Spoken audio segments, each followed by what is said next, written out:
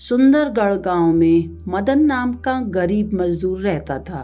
वह दूसरों के खेत पर रात दिन काम करके अपने परिवार का पेट पालता था। उसकी पत्नी अनीता दूसरों के घर पर बर्तन मांजने का काम करती थी। इतना सब करने के बाद तब कहीं जाकर उन्हें 2 वक्त की रोटी नसीब होती थी। एक दिन मदन और अनीता अपना काम करने के लिए रास्ते से गुजर रहे होते हैं कि तभी उन्हें पेड़ के पास एक बड़ा सा तरबूज पड़ा हुआ दिखाई देता है। अरे देखिए, ये कितना बड़ा तरबूज है, बड़ा अजीब सा लग रहा है। अरे अनीता, मुझे तो लगता है कि ये सड़ा हुआ है, तभी किसी ने इसे यहाँ फेंक दिया है, वरना इतना बड़ा तरबूज तुम्हें रास्ते में पड़ा हुआ दिखाई देता क्या? लेकिन अनीता तरबूज को पास से जाकर देखती है। अरे लेकिन देखिए, ये तो एकदम ताजा दिख रहा है, कहीं से खराब भी नहीं है। चलिए पेड़ के नीचे बैठकर इसे खा लेते हैं। वैसे भी इसे देखकर मुझे बहुत तेज भूख लग रही है। अच्छा ठीक है, चलो पहले इसे खा लेते हैं, वैसे भी मुझे आज बहुत काम करना है। इतना कहते ही उन दोनों को किसी के रोने की आवाज आने लगती है। आसपास देखने के बावजूद उन्हें कोई दिखाई नहीं देता। अरे इधर देखो, मैं नीचे हूँ, मुझे छोड़ दो, मुझे मत खाओ।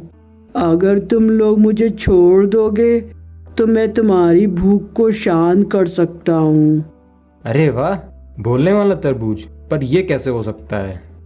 तुम्हें खाना चाहिए ना, रुको मैं तुमको खाना देता हूँ। तभी उनके सामने एक एक थाली गर्मा गर्म स्वादिष्ट खाना आ जाता है। खाने से भरी हुई थाली सामने देखकर दोनों अपने आप को रोक नहीं पाते हैं और सारा खाना खा जाते हैं।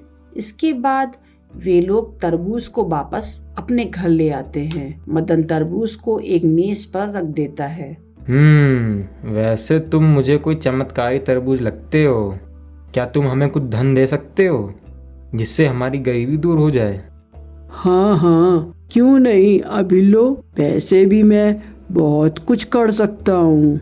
तभी खूब सारे सोने के सिक्के उसके सामने आ जाते हैं।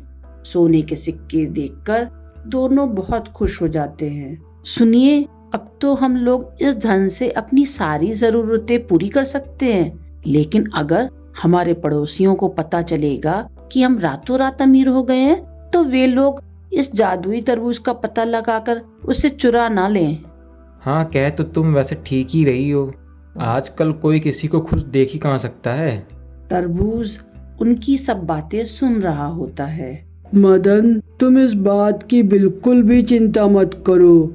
लो, ये बीज लो और इसे अपने घर के बाहर छिड़क दो बस। मदन उन बीजों को रात में छिड़क देता है। सुबह मदन जब बाहर जाता है तो वो देखता ही रह जाता है कि बाहर बड़े बड़े तरबूज के बच्चे निकल आए हैं। वह बहुत खुश हो जाता है और उन तरबूजों को बाजार ले जाकर बेच देता है और अच्छा मुनाफा कमाता है। एक दिन मदन बाजार में तरबूज बेच रहा होता है, तभी उसका मालिक वहाँ आ जाता है। मदन के पास खूब सारे ग्राहक देखकर वह कहता है, अरे मदन, तुम तो बढ़िया काम करने लग गए हो। हाँ मालिक, सब प्रभु की कृपा है, लेकिन आप कुछ परेशान लग रहे हैं। हाँ मदन, मेरे बेटे की तबीयत काफी दिन से खराब चल रही है। बहुत इलाज कराया लेकिन कोई फायदा नहीं हो रहा है, उसी वजह से परेशान हूँ। चलो अच्छा, मैं चलता हूँ फिर। मदन घर पहुंचकर अनीता को सारी बात बता रहा होता है कि तभी तरबूज कहता है, अरे मदन, ये लो दवा, अपने मालिक के लड़के को खिला देना, वह जल्द ही स्वस्थ हो जाएगा। मदन तुरंत अपने मालिक के घर जाता है और उन्हें दवा देते हुए कहता है, मालिक ये लीजिए, ये दवा आप अपने बेटे को खिलाइए, भगवान ने चाहा तो वह जल्द ही ठीक हो जाएगा।